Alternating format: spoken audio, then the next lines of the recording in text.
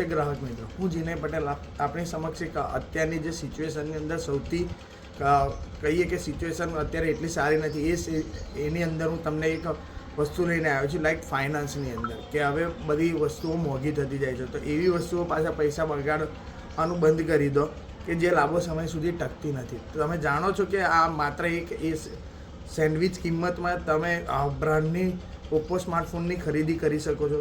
તમે એ રેન્જની અંદર ઓપ્પોમાં માત્ર A6X ની શરૂઆત માત્ર 28 દિવસ પ્રતિ 38